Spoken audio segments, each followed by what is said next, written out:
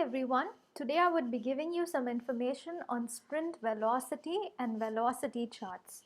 So let's get into it. So what is sprint velocity?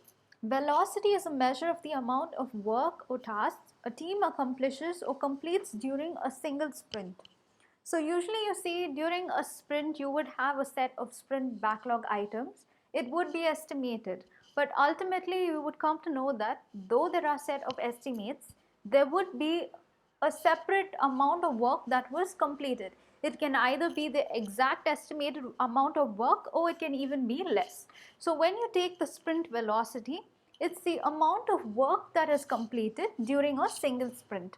So the velocity is calculated at the end of the sprint by totaling the points for all fully completed user stories. So what happens is here you take into account only the completed percentage. It can be either the completed amount of user stories, or if you're calculating it in terms of the total number of tasks, or if you're calculating it in terms of working hours. So depending on what you calculate your sprint velocity, it's the total of all the completed entities rather than the estimated tasks. So it is an important key performance metrics in Scrum. So why is it a key performance metrics in Scrum is because when you're able to track your velocity, it will give you an insight into the future as to how many tasks or work items would or can be estimated in your future sprints. So that's why it's one of the key performance metrics in Scrum. And for this particular part, velocity charts are used to manage the sprint velocities. So when you go into a velocity chart, the velocity chart displays the average amount of work a Scrum team completes during a sprint. So the chart properties here will be your x-axis would have the sprints over time, and the y-axis, as I said, depending on how you want to calculate your velocity, it can vary. For example, it can be number of tasks, number of user stories, number of story points, or the sprint hours, etc. Depending on which basis you want to calculate the velocity, you apply that to the y-axis. So let us see an example. So if you take this velocity chart over here, on the x-axis I have spread out my sprints over time. And on the y-axis, in this example, I have taken the number of user stories that I am implementing over the range of all my sprints. So if you see here, I am having the different sprints that I have executed over time, and the gray portion or the gray bar over here, it represents the estimated number of user stories for this particular sprint, which is sprint 1. And the blue bar over here, it represents the actual completed number of user stories for sprint 1.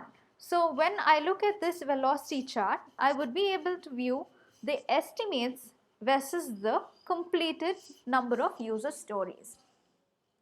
So how do you forecast the next sprint velocity? So as business analysts or product analysts, we do sit and we estimate, okay, for the next sprint or the forthcoming sprints, how can we separate or how can we estimate the number of user stories or the number of working hours or the number of story points that can be allocated for a forthcoming sprint? So when checking on this, how do you forecast the next sprint velocity or the next sprint, and how many tasks can be completed given your Scrum team? So to forecast the next sprint, you would take the average of the completed work from the previous sprints. So in our example over here, we have a total of 5 past sprints. So here I am taking the average of only the completed portion of the the measuring aspect that I'm doing. So here I'm going to take into account only the completed number of user stories. So taking these 5 completed number of user stories, it gives me this estimation to be 11 plus 17 plus 11 plus 14 plus 16 divided by 5, which is the average of my previous sprints. So it gives me an approximation of 14. So therefore the next sprint that I'm estimating would be 14 user stories would be forecasted for the next sprint. So on a basis, I would be able to estimate 14 user stories can be completed in the next sprint given my past data. So why calculate sprint velocity? We would have seen what is sprint velocity. We would have seen how to calculate the sprint velocity. But why calculate the sprint velocity? It can just be another sprint, and I can plan for a sprint. I can estimate certain work items and I can complete the sprint. Why check velocity? So the main thing of checking velocity is that teams can use this velocity to predict how quickly they can work through the backlog. So let's say you're a product owner or a product analyst and you're managing the product backlog. You have a set of backlog items and you're having on another end people asking for certain backlog items to be completed, and you're having to work with multiple teams, or you have to allocate tasks to multiple teams. So using this sprint velocity, you would have an idea as to how many user stories or how many tasks can be completed in this one sprint duration given a Scrum team. So having this in mind, you would be able to work through this backlog. You would be able to push backlog items into work in progress statuses, and you would be able to release these features in the forthcoming releases. So planning for backlog is a very key, phase of your product development. So for this backlog planning, sprint velocity also calculating this sprint velocity also gives more information on the product owner or analyst end to plan backlog items as to which release it should go into and how fast it would be completed.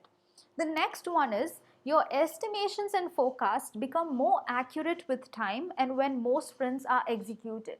So if you look into this example over here, you would have seen for every sprint there's a set of estimates, but very rarely you have chances or you have scenarios where the completed items are equal to the estimated items. This is why we have this sprint velocity, and through this you would be able to understand that given so many estimates, this is what is being completed. So when you look at this sprint 1, given the estimates, when only so much was completed. So why is this delta between the estimates versus the completed items?